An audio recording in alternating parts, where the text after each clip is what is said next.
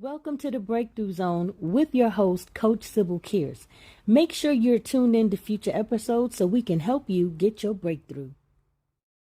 Hey everyone, this is Coach Sybil Kears with Boss Lady 101. Every Monday, you can visit us on the Sybil Kears Enterprise Facebook page, and you will see this podcast snippet that we will deliver every Monday faithfully, okay?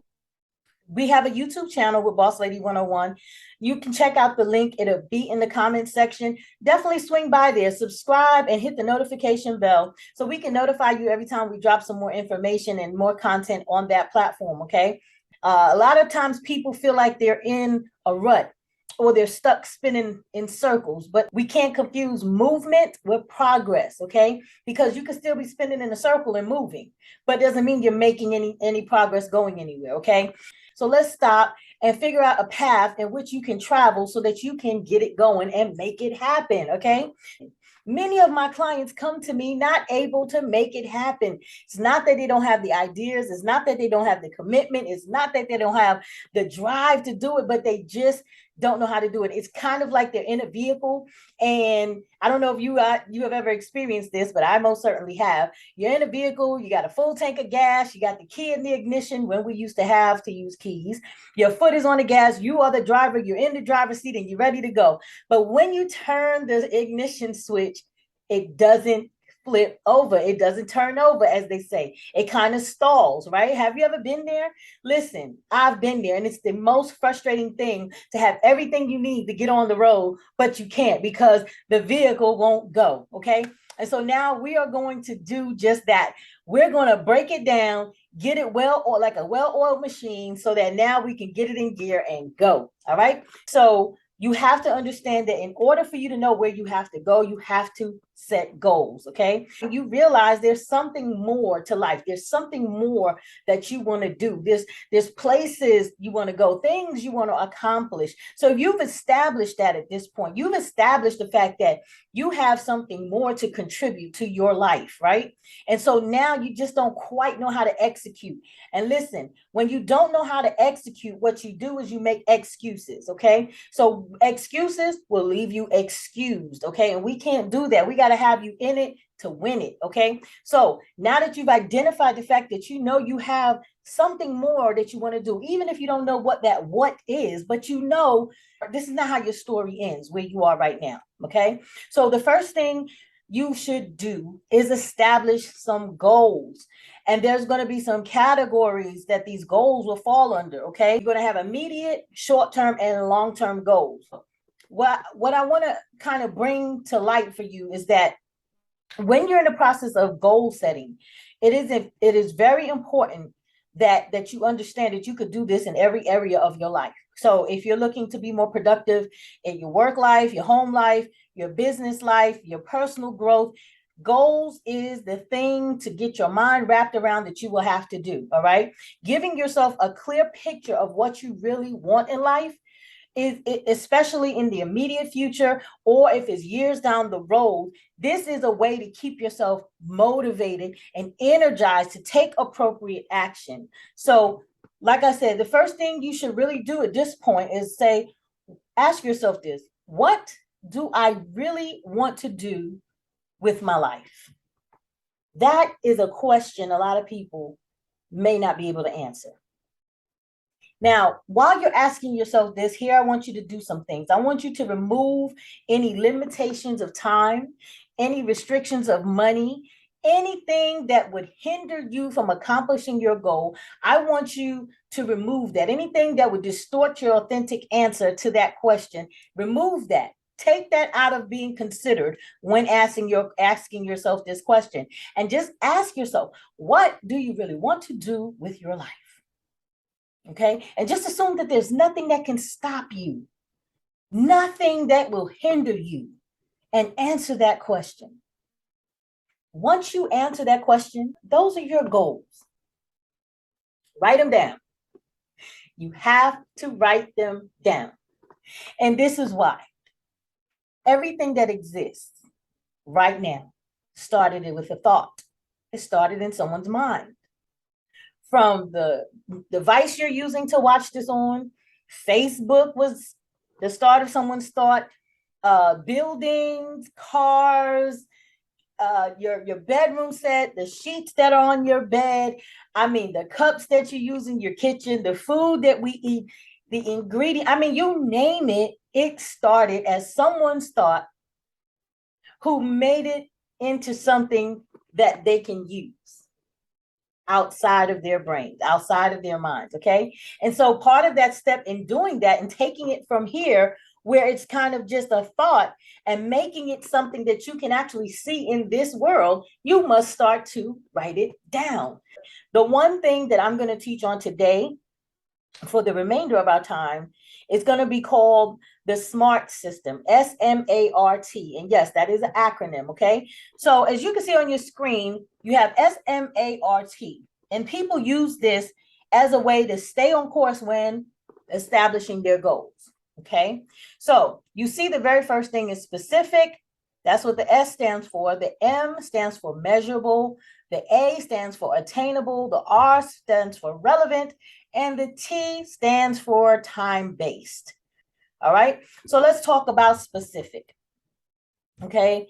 So basically, your goal should be clear and specific. Otherwise, you won't be able to focus on your efforts, or you won't truly feel motivated to achieve it. Okay. So when you are in the process of drafting your goal, you should ask it the 5 W questions. What do you want to accomplish? Why is this goal important? Who is involved in this goal? Where is it located? And which resources are or limits are involved? Okay. And then I want you to jot these 3 additional questions down. You want to ask yourself, are you passionate about it? Is it something that you wake up thinking about new ways to accomplish it? How, if you face a roadblock, how are you going to get around it to make sure you still accomplish it? Are you passionate about it? Do you invest in learning more about it? And do you have this burning desire to do it? Like, that's something you're passionate about. Okay. So even though it's something that you could do and you may enjoy doing, are you passionate about it? The next question is to ask yourself about this goal. Will it get you to your next level, wherever that may be?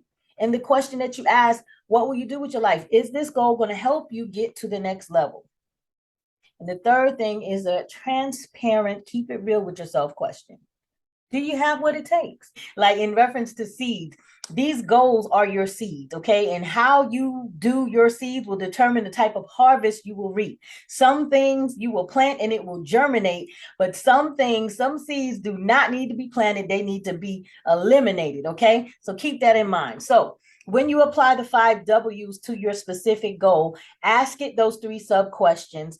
Are you passionate about it? Will it get you to the next level? And do you have what it takes? And you will find and determine whether or not that goal needs to stay as one of your goals to germinate and become a harvest, or does it need to be eliminated? Okay. So let's go to thinking about what's measurable, the M. Okay, it's important to have measurable goals, meaning something that you can track your progress so that you can stay motivated. Okay, you got to assess your progress, because that's what helps you stay focused. That's what helps you meet deadlines. That's what keeps you feeling excited, because you're getting closer to achieving your goals. And listen, if it's something that you may not feel as confident in yourself in doing, can I tell you something? The more you accomplish things, the more confidence grows. This is no secret, but people don't realize it. Once you get over that hurdle of being fearful about it and you keep doing it, it gets easier to do. You get more excited about doing it. Okay. So the way to determine if your goal is measurable, you got to ask it some questions. How much, how many, and how will I know if it's accomplished? Okay. So let's say your goal is to become healthier because you want to lose weight, right? You have to at least know where you're starting to know how much weight you should lose to feel healthy, right? Then you'll have to know, what do you have to do? Okay, you may have to exercise. You may have to walk how many miles to get where you need to go? How many training sessions do you need to take with a personal trainer? I mean, you got to have a quantitative amount to know if you're doing it, right? So if you just say you want to lose weight and you'll just go to the gym whenever you feel like it, you're not able to measure that. But if you say, I'm going to lose 50 pounds, I'm going to go to the gym 4 times a week, and I'm going to work out for 30 minutes to an hour. Listen, now you have something to know if you were working towards accomplishing that goal. And how will you know when it's accomplished? You'll know when you've reached your goal. Or you will notice the improvements that you are making by staying the course. All right. So next we're going to go to the A, which is achievable. So your goal also needs to be realistic. It has to be attainable to be successful. So in other words, it should stretch your abilities, but still remain possible. Okay, when you set an achievable goal, you may be able to identify some things that you may have overlooked, some opportunities in the past, some other resources. But the point is, you will be able to bring it closer to it being attained. Okay, so be reasonable, be graceful with yourself, right? Be gentle with yourself. Yes, we want to stretch and push, but we don't want to do it in a way that we realize we've set a goal that we just cannot accomplish, because then that makes you feel like a failure, and that works against you. Does that make sense? All right. So in order to make sure that your goal is achievable, ask it these two questions. How can I accomplish this goal? And how realistic is the goal based on other constraints? For example, like financial factors or time constraints, okay? Make sure your goal is achievable. Be realistic with yourself, okay? Here's another tip. Be careful, be mindful of setting goals that someone else has the power over, okay? Like getting a promotion. You just want to make sure that getting a promotion is not to say that it's impossible, but like I said, the external factors have to be considered. Let's go to the R. Has to be relevant. So this step is about ensuring that your goals matters to you and that it also aligns with other relevant goals. So we all need support and assistance in achieving our goals, but it's important to retain control over them. So make sure that your plans drive you forward. And ways that you can do that is to ask it these questions. Does this seem worthwhile? Is this the right time? Does this match your other efforts or needs? Are you the right person to reach this goal? Is it applicable in the current socioeconomic environment that you are in? Whatever it is that you are striving for, you've already made sure that it was specific. You've been able to measure it. You've made sure it's achievable. You want to make sure that it's relevant to your growth. Like we asked earlier, is this going to get you to your next level? If that's not the case, then you may need to reevaluate the goal. Now let's move on to the T, time bound. Every goal needs a target date, okay? So you have to set deadlines. You have to be disciplined enough to follow those deadlines and focus on meanwhile you have focus on having something to work towards. Okay, this is part of the SMART goal criteria. Okay, a time-bound goal will usually answer these questions. When? When will it be done? When will I reach it? When do I have time to do it? What can I do 6 months from now? What can I do 6 weeks from now? What can I do today? And see, all of that is relevant to the immediate, short-term, and long-term goals. So if you are trying to accomplish a goal within the next year, okay, your immediate goal will be something you would do in 30 days. The short-term goal will be something you'll do within 6 to 8 weeks, and then your long-term goal will be reached in a year. So you set those priorities after you have your goal. So here's where I want to also kind of bring it back and reel it back in so that it kind of gets clear for you. Is it specific? Is it measurable? Is it achievable?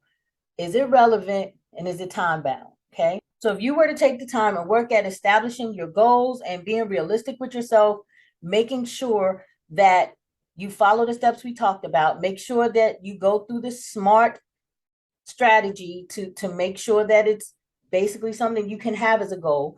Don't forget to ask it those relevant questions.